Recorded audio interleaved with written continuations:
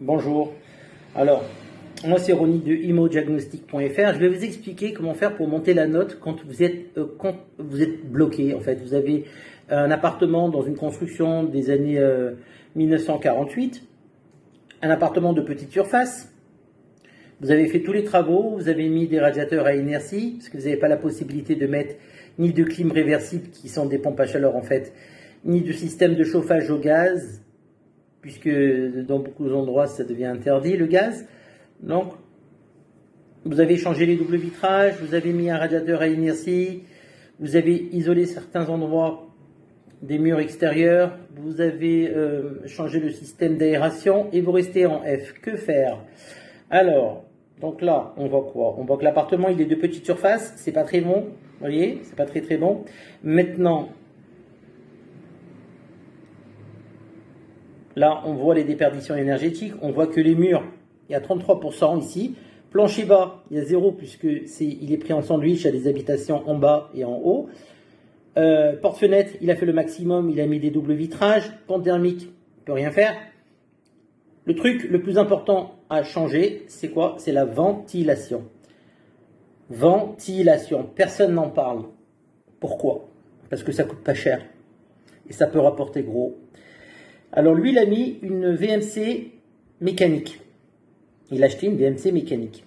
Et ça lui sort 51% de déperdition énergétique. Pourquoi?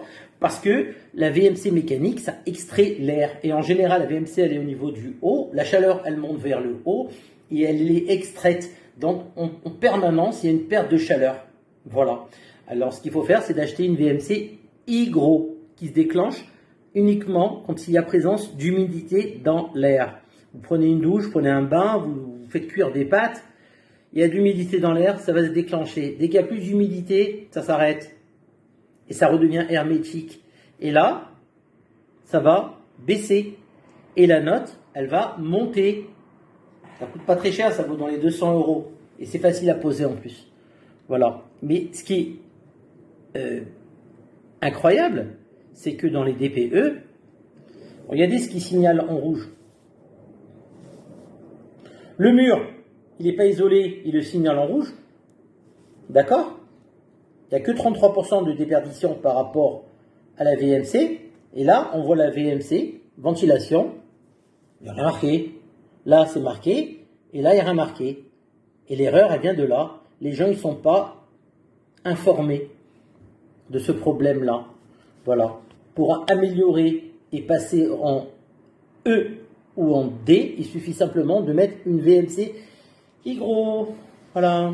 Bon, c'est pas la première erreur qu'elle fait l'ADEME, hein. Mais bon. On a l'habitude maintenant, ça fait 30 ans. Alors c'est imodiagnostic.fr. Vous pouvez me contacter si vous le souhaitez.